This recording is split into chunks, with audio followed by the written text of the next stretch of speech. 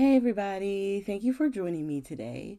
So today's video is going to be sketch number 262 for the channel, and we're going to be using this Operation Right Home. I think you guys have probably seen me use it before, but if this is your first time, please consider hitting the subscribe button, hit the notification bell, and then the bell next to it will alert you whenever I upload new content. So you can pause here and get your measurements and come join me at the table. I will say for the mat, or what they call the layers, I did 1/8 of an inch instead of 1/4 of an inch in size difference. Okay, so I was just pointing out the sketch on the right hand side. We're going to be using this month the Kaiser Craft paper collection, and it is called P.S. I Love You. And I'm just trying to flip through here so you guys can see some of the pages. It's like soft pinks and grays. I have used it before, but I still had a lot of it left. So I was like, I need to use some of this. Now, I will say, in hindsight, I don't use any of the cut apart ones, but I still love how these cards came out. So we're going to get started with that. And then I'm also going to be using the Nuvo Silver, which is a continuation. We used some of it last month with the blue. And then I'm also going to use some Pink and Main gems. So I've taken some purple tape and I folded it up and put it on the inside to lay it flat. And I say thank you to Kathy Zilski for that little tip of information. Not only do I love her boops, but I've started trying to do the tape on the inside because it does kind of force the card to lay flat. And that way when you're done in the end, you don't have to re-crease it. So right now we're doing our first layer, which is going to be the pink and white polka dots. Now this one on the right hand side, it's the very back light gray. It does not have a layer piece, but I decided to layer it. So I know that my card is 5.5. So for my layer, I made it 5 3/8, and then the pattern paper is 5 1/4. Okay, and then I kept the width the same. So let's say the width is it's super tiny so I can't see. Let's say it's 2 3/4, right? So my mat, I just made it 2 7/8. So whatever their measurement is, I just went 1/8 of an inch. Okay, and now we're going to work on this left side one. And I thought since it had the gray tones in it, it just made sense that the mats for these cards would wind up being gray instead of using black, even though you can use black, or you could even use brown if you wanted to, because you saw with the silver paper there's that brown, the craft in silver. That would work well too, but I just kept them all gray.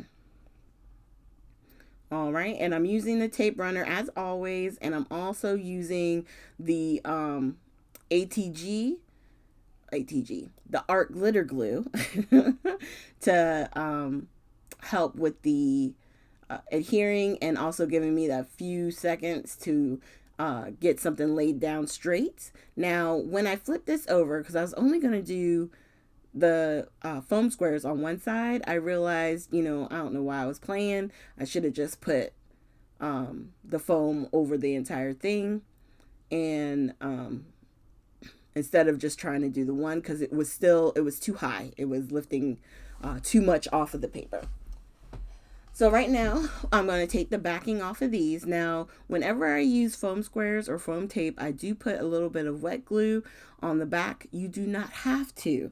I do that only because I want a little bit of wiggle time, because sometimes when you put down foam tape, once it's down, that's a wrap. And if you got it crooked, oh well, because you're not getting it back up. So that wet glue helps give me, again, a little bit of time.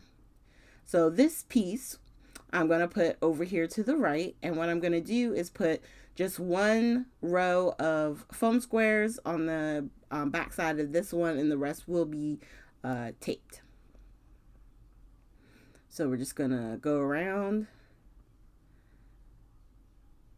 And the cool thing with a lot of these is that you can mass produce. Like I use for this series a lot of my 6x6 paper pads because I have a ton of 6x6 pads. But let's say you only have 12x12 papers.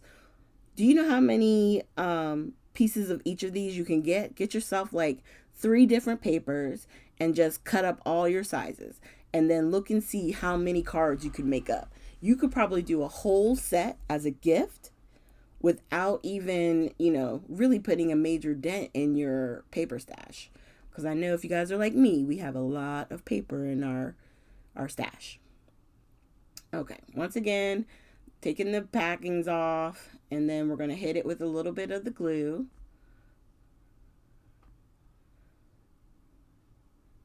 And then we're going to lay that down. And I didn't need it on the other side of this one because the papers were the same height with the tape. Because where I put the tape is on the same level as that other piece. So that's why on that one, I didn't need to add the tape on the middle. Now for this one, I decided that I wanted to use one of the sentiments. So for the layer piece, I used the gray stock, the same cardstock we used on the other layers. And this time I used a piece of the glitter paper. And we could have put it there, just put our little gemstones or our little dots there on the side, and this would have been done. But a lot of times I do try and put the sentiments on my cards, at least on the outside, because I don't always put things on the inside. So that way I at least know what my intent was for the card. If you don't want to label them or put sentiments on them, then don't. And then that gives you a chance to make it whatever card you may need it to be. Just as a suggestion. Okay. And then we're going to put some more foam. Now this one, I did go a little layer crazy, but I wanted to show you guys the difference. And you'll see here in a second.